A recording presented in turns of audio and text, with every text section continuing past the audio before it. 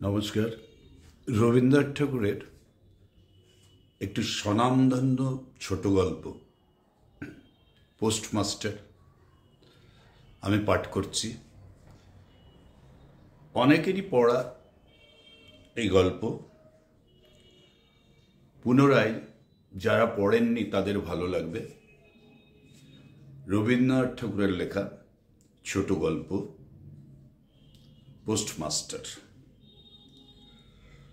প্রথম কাজ আরম্ভ করিয়াই উলাপুর গ্রামে পোস্টমাস্টারকে আসিতে হয়। গ্রামটি অতি সামান্য, নিকটে একটি নীলকুঠি আছে, তাই কুঠির সাহেব অনেক জোগাড় করিয়া এই নূতন পোস্ট অফিস স্থাপন করাইয়াছে। আমাদের পোস্টমাস্টার কলিকাতার ছেলে। জলের মাছকে ডাঙায় তুলিলে যেরকম হয়, এই গণ্ড গ্রামের মধ্যে আসিয়া পোস্টমাস্টারেরও সেই দশা উপস্থিত হইয়াছে। একখানি অন্ধকার আটচালার মধ্যে তাহার অফিস, অদূরে একটি পানা পুকুর এবং তাহার চারিপাড়ে জঙ্গল।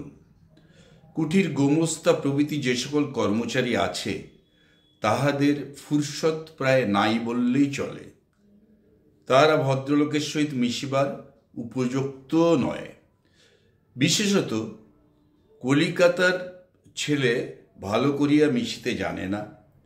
অপরিচিত স্থানে গেলে হয় উদ্ধত নয় অপ্রতিভ হইয়া থাকে। এই কারণে স্থানীয় লোকের সহিত তাহার মেলামেশা হইয়া ওঠে না। অথচ হাতে কাজ অধিক নাই।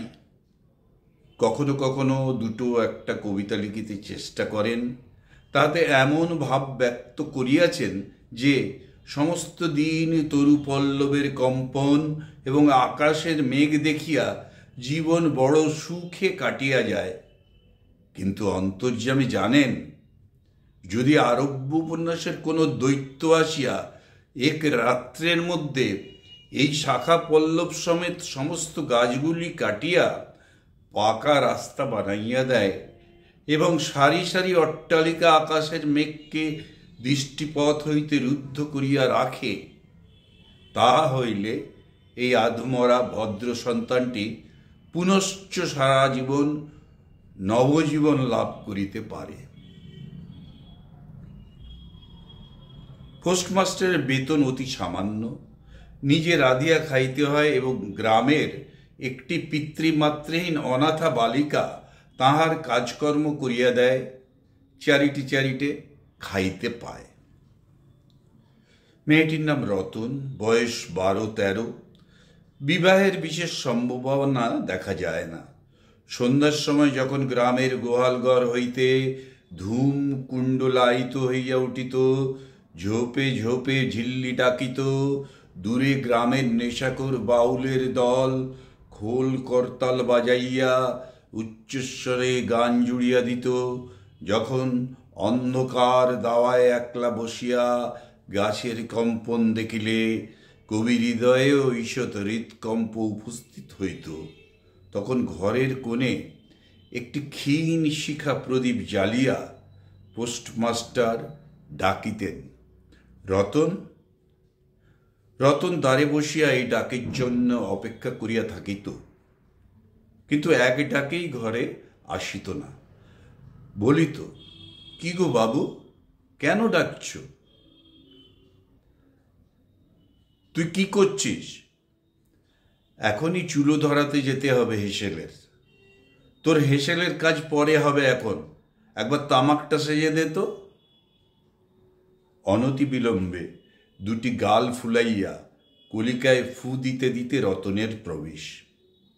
হাত হইতে কলিকাটি লইয়া পোস্টমাস্টার ফস করিয়া জিজ্ঞাসা করেন, আচ্ছা রতন, তোর মাকে মনে পড়ে? সে অনেক কথা, কতক মনে পড়ে, কতক মনে পড়ে না। মায়ের চেয়ে বাপ তাহাকে বেশি ভালোবাসিত। বাপকে অল্প অল্প মনে আছে। পরিশ্রম করিয়া বাপ সন্ধ্যাবেলায় ঘরে ফিরিয়া আসিত। তাহারই মধ্যে দৈবাত দু একটি সন্ধ্যা তাহার মনে পরিষ্কার ছবির মতো অঙ্কিত আছে। এই কথা হইতে হইতে ক্রমে রতন পোস্টমাস্টারের পায়ের কাছে মাটির উপর বসিয়া পড়িত। মনে পড়িত তার একটি ছোট ভাই ছিল। বহু পূর্বেকার বর্ষার দিনে একদিন একটি ডোবার ধারে দুইজনে মিলিয়া গাছের ভাঙা ডালকে ছিপ করিয়া মিছিমিছি মাছ ধরা খেলা করিয়াছিল। অনেক গুরুতর ঘটনার চেয়ে সেই কথাটাই তাহার মনে বেশি উদয় হইত। এইরূপ কথা প্রসঙ্গে মাঝে মাঝে বেশি রাত হইয়া যাইত। তখন আলস্যক্রমে পোস্টমাস্টারের আর রাঁধিতে ইচ্ছা করিত না। সকালের বাসি ব্যঞ্জন থাকিত এবং রতন তাড়াতাড়ি উনুন ধরাইয়া খান কয়েক রুটি সেকিয়া আনিত। তাহাতেই উভয়ের রাত্রের আহার চলিয়া যাইত। এক একদিন সন্ধ্যাবেলায় সেই বৃহৎ আটচলার কোণে আপিসের কাষ্ঠের চৌকির উপর বসিয়া পোস্টমাস্টারও নিজের ঘরের কথা পাড়িতেন। ছোট ভাই, মা এবং দিদির কথা প্রবাসে একলা ঘরে বসিয়া যাহাদের জন্য হৃদয় ব্যথিত হইয়া উঠিত তাহাদের কথা পাড়িত। যে সকল কথা সর্বদাই মনে উদয় হয় অথচ নীলকুঠির গোমস্তাদের কাছে যাহা কোনো মতেই উত্থাপন করা যায় না, সেই কথা একটি অশিক্ষিতা ক্ষুদ্র বালিকাকে বলিয়া যাইতেন। কিছু মাত্র অসঙ্গত মনে হইত না। অবশেষে এমন হইল, বালিকা কথোপকথনকালে তাহার ঘরের লোকদিগকে মা, দিদি, দাদা বলিয়া চিরপরিচিতের ন্যায় উল্লেখ করিত। এমনকি তাহার ক্ষুদ্র হৃদয়পটে বালিকা তাহাদের কাল্পনিক মূর্তিও চিহ্নিত করিয়া লইয়াছিল। একদিন বর্ষাকালে মেঘমুক্ত দ্বীপ্রহরে ঈষৎ তপ্ত সুকোমল বাতাস দিতেছিল। রৌদ্রে ভিজা ঘাস এবং গাছপালা হইতে এক প্রকার গন্ধ উত্থিত হইতেছিল।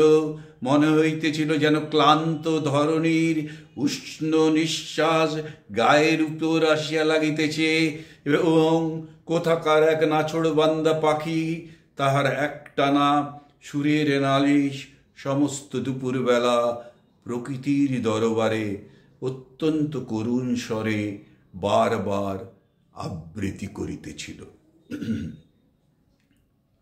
পোস্টমাস্টারের হাতে কাজ ছিল না। সেদিনকার বৃষ্টি ধৌত মসৃণ চিক্কন তরুপল্লবের হিল্লোল এবং পরাভূত বর্ষার ভগ্নাবশিষ্ট রৌদ্র শুভ্র স্তূপাকার মেঘস্তর বাস্তবিকই দেখিবার বিষয় ছিল। পোস্টমাস্টার তাহা দেখিতেছিলেন এবং ভাবিতেছিলেন। এই সময় কাছে একটি কেহ নিতান্ত আপনার লোক থাকিত, হৃদয়ের সহিত একান্ত সংলগ্ন একটি স্নেহপুত্তলী মানব মূর্তি। ক্রমে মনে হইতে লাগিল সেই পাখি ওই কথাই বারবার বলিতেছে এবং এই জনহীন তরুচ্ছায় বিনম্ন মধ্যাহ্নের পল্লব মর্মরের অর্থ কতকটা ওইরূপ। কেউ বিশ্বাস করে না এবং জানিতেও পায় না, কিন্তু ছোট পল্লীর সামান্য বেতনের সাব পোস্টমাস্টারের মনে গভীর নিস্তব্ধ মধ্যাহ্ন দীর্ঘ ছুটির দিনে এইরূপ একটা ভাবের উদয় হইয়া থাকে। পোস্টমাস্টার একটা দীর্ঘ নিঃশ্বাস ফেলিয়া ডাকিলেন, রতন। রতন তখন পেয়ারা তলায় পা ছড়াইয়া দিয়া কাঁচা পেয়ারা খাইতেছিল। প্রভুর কণ্ঠস্বর শুনিয়া অবলম্বে ছুটিয়া আসিল, হাঁপাইতে হাঁপিতে বলিল, দাদাবাবু ডাকছ? পোস্টমাস্টার বললেন, তোকে আমি একটু একটু করে পড়তে শেখাবো বলিয়া সমস্ত দুপুরবেলা তাহাকে লইয়া স্বরে আ করিলেন এবং এই রূপে অল্প দিনেই যুক্ত অক্ষর উত্তীর্ণ হইলেন। শ্রাবণ মাসে বর্ষণের আর অন্ত নাই, খাল বিল নালা জলে ভরিয়া উঠিল। অহর্নিশি ভেকের ডাক এবং বৃষ্টির শব্দ। গ্রামের রাস্তায় চলাচল প্রায় এক প্রকার বন্ধ। নৌকায় করিয়া হাটে যাইতে হয়। একদিন প্রাতঃকাল হইতে খুব বাদল করিয়াছে। পোস্টমাস্টারের ছাত্রীটি অনেকক্ষণ দ্বারের কাছে অপেক্ষা করিয়া বসিয়াছিল, কিন্তু অন্য দিনের মতো যথাসাধ্য নিয়মিত ডাক শুনিতে না পাইয়া আপনি খুঙ্গি পুঁথি লইয়া ধীরে ধীরে ঘরের মধ্যে প্রবেশ করিল। দেখিল মাস্টারমশাই তাহার খাটিয়ার উপর শুইয়া আছেন, বিশ্রাম করিতেছেন মনে করিয়া অতি নিঃশব্দে পুনশ্চ ঘর হইতে বাহিরে যাইবার উপক্রম করিল। সহসা শুনিল রতন। তাড়াতাড়ি ফিরিয়া গিয়া বলিল, দাদাবাবু ঘুমোচ্ছিলে?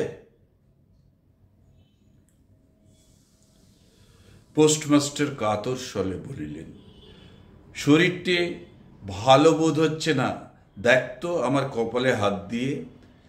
এই নিতান্ত নিঃসঙ্গ প্রবাসে ঘন বর্ষায় রৌকাতর শরীরে একটুখানি সেবা পাইতে ইচ্ছা করে। তপ্ত ললাটের উপর শাঁখা পরা কোমল হস্তের স্পর্শ মনে পড়ে। এই ঘোর প্রবাসে রোগ যন্ত্রণায় স্নেহময়ী নারীরূপে জননী ও দিদি পাশে বসিয়া আছেন, এই কথা মনে করিতে ইচ্ছা করে। এবং এ স্থলে প্রবাসীর মনের অভিলাষ ব্যর্থ হইল না। বালিকা রতন আর বালিকা রহিল না। সেই মুহূর্তেই সে জননীর পদ অধিকার করিয়া বসিল। বৈদ্য ডাকিয়া আনিল, যথাসময়ে বটিকা খাওয়াইল, সারা রাত্রি শিয়রে জাগিয়া রহিল, আপনি পথ্য রাধিয়া দিল এবং শতবার করিয়া জিজ্ঞাসা করিল, হাঁ গো দাদাবাবু, একটুখানি ভালো বোধ হচ্ছে কি?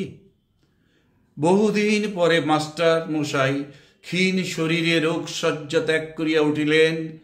মনে স্থির করিলেন, আর নয়, এখন হইতে কোনো মতে বদলি হইতে হইবে এইখান হইতে। স্থানীয় অস্বাস্থ্যের উল্লেখ করিয়া তৎক্ষণাৎ কলকাতায় কর্তৃপক্ষের নিকট বদলি হইবার জন্য দরখাস্ত করিলেন। রোগ সভা হইতে নিষ্কৃত পাইয়া রতন দ্বারের বাহিরে আবার তাহার স্বস্থান অধিকার করিল, কিন্তু পূর্বপদ আর তাহাকে ডাক পড়ে না। মাঝে মাঝে উকি মারিয়া দেখে পোস্টমাস্টার অত্যন্ত অন্যমনস্কভাবে চৌকিতে বসিয়া অথবা খাটিয়ায় শুইয়া আছেন। রতন যখন আহ্বান প্রত্যাশা করিয়া বসিয়া আছে, তিনি তখন অধীর চিত্তে তাহার দরখাস্তের উত্তর প্রতীক্ষা করিতেছেন। বালিকা দ্বারের বাহিরে বসিয়া সহস্রবার করিয়া তাহার পুরনো পড়া পড়িল, পাছে যেদিন সহসা ডাক পড়িবে সেদিন তাহার যুক্ত অক্ষর সমস্ত গোলমাল হইয়া না যায়, এই তাহার একটা আশঙ্কা ছিল। অবশেষে সপ্তাহ খানেক পরে একদিন সন্ধ্যাবেলায় ডাক পড়িল। উদ্বেলিত হৃদয়ে রতন গৃহের মধ্যে প্রবেশ করিয়া বলিল, দাদাবাবু আমাকে ডাকছিলে? পোস্টমাস্টার বললেন, রতন, কালই আমি যাচ্ছি। রতন বলল, কোথায় যাচ্ছ দাদাবাবু? বাড়ি যাচ্ছি। আবার কবে আসবে? আর আসব না। রতন আর কোনো কথা জিজ্ঞাসা করিল না। পোস্টমাস্টার আপনি তাহাকে বলিলেন তিনি বদলির জন্য দরখাস্ত করিয়াছিলেন, দরখাস্ত না মঞ্জুর হইয়াছে, তাই তিনি কাজে জবাব দিয়া বাড়ি যাইতেছেন। অনেকক্ষণ আর কেউ কোনো কথা কহিল না। মিটমিট করিয়া প্রদীপ জ্বলিতে লাগিল এবং এক স্থানে ঘরের জীর্ণ চাল ভেদ করিয়া একটি মাটির সরার উপর টপ টপ করিয়া বৃষ্টির জল পড়িতে লাগিল। কিছুক্ষণ পরে রতন আস্তে আস্তে উঠিয়া রান্নাঘরে রুটির জোগাড় করিতে গেল। অন্য দিনের মতো তেমন চটপট হইল না। বোধ করি মধ্যে মধ্যে মাথায় অনেক ভাবনা উদয় হইয়াছিল। পোস্টমাস্টারের আহার সমাপ্ত হইলে পর বালিকা তাহাকে জিজ্ঞাসা করিল, দাদাবাবু, আমাকে তোমাদের বাড়িতে নিয়ে যাবে? পোস্টমাস্টার হাসিয়া কহিলেন, সে কি করে হবে? ব্যাপারটা যে কি কি কারণে অসম্ভব তাহা বালিকাকে বুঝানো আবশ্যক বোধ করিলেন না। সমস্ত রাত্রি স্বপ্নে জাগরণে বালিকার কানে পোস্টমাস্টারের হাস্যধ্বনির কণ্ঠস্বর বাজিতে লাগিল, সে কি করে হবে। ভোরে উঠিয়া পোস্টমাস্টার দেখিলেন তাহার স্নানের জল ঠিক আছে। কলিকাতার অভ্যাস অনুসারে তিনি তোলা জলে স্নান করিতেন। কখন তিনি যাত্রা করিবেন সে কথা বালিকা কি কারণে জিজ্ঞাসা করিতে পারে নাই।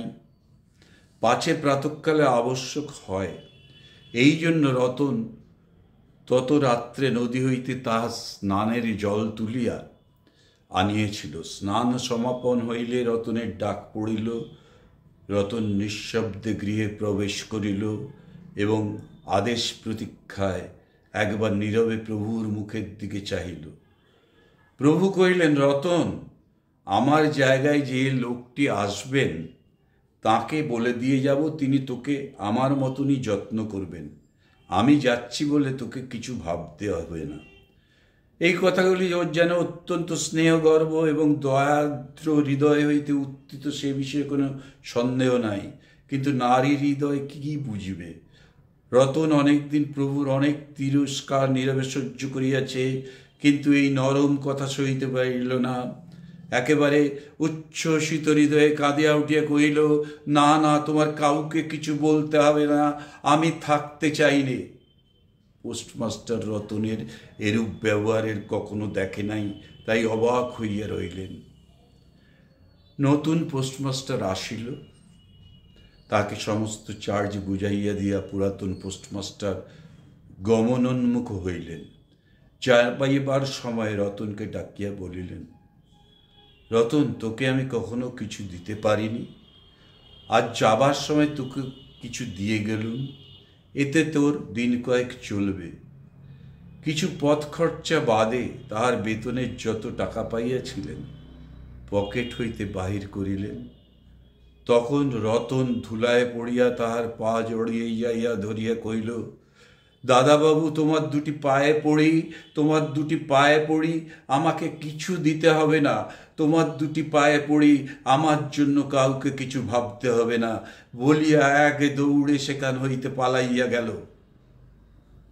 ভূতপূর্ব পোস্টমাস্টার নিঃশ্বাস ফেলিয়া হাতে কার্বেটের ব্যাগ ঝুলাইয়া, কাঁধে ছাতা লইয়া, মুটের মাথায় নীল ও শ্বেত রেখায় চিত্রিত টিনের প্যাঁটরা তুলিয়া ধীরে ধীরে নৌকাভিমুখে চলিলেন। যখন নৌকায় উঠিলেন, নৌকা ছাড়িয়া দিল। বর্ষা বিস্ফোরিত নদী ধরণীর উচ্ছ্বলিত রাশির মতো চারিদিকে ছল ছল করিতে লাগিল। তখন হৃদয়ের মধ্যে অত্যন্ত একটা বেদনা অনুভব করিতে লাগিলেন। একটি সামান্য গ্রাম্য বালিকার করুণ মুখচ্ছবি যেন এক বিশ্বব্যাপী বৃহৎ অব্যক্ত মর্ম ব্যথা প্রকাশ করিতে লাগিল। একবার নিতান্ত ইচ্ছা হইল ফিরিয়া যাই, জগতের ক্রোড় বিচ্যুত সেই অনাথিনীকে সঙ্গে করিয়া লইয়া আসি।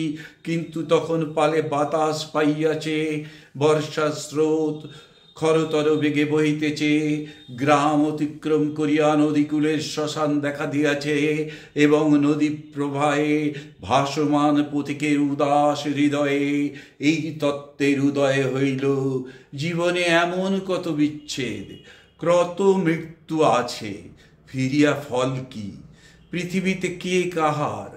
কিন্তু রতনের মনে কোনো তত্ত্বে উদয় হইল না। সে সেই পোস্ট অফিস গৃহের চারিদিকে কেবল অশ্রু জলে ভাসিয়া ঘুরিয়া ঘুরিয়া বেড়াইতেছিল। বোধ করি তাহার মনে ক্ষীণ আশা জাগিতেছিল, দাদাবাবু যদি ফিরিয়া আসে। সেই বন্ধনে পড়িয়া কিছুতেই দূরে যাইতে পারিতেছিল না। হায়, বুদ্ধিহীন মানব হৃদয়, ভ্রান্তি কিছুতেই ঘোচে না। যুক্তি শাস্ত্রের বিধান বহু বিলম্বে মাথায় প্রবেশ করে, প্রবল প্রমাণকেও অবিশ্বাস করিয়া মিথ্যা আশাকে দুই বাহু পাশে বাঁধিয়া বুকের ভিতর প্রাণপণে জড়াইয়া ধরা যায়। অবশেষে একদিন সমস্ত নাড়ি কাটিয়া হৃদয়ের রক্ত শুকিয়া সে পলায়ন করে। তখন সে চেতনা হয় এবং দ্বিতীয় ভ্রান্তি পাশে পড়িবার জন্য চিত্ত ব্যাকুল হয়। নমস্কার।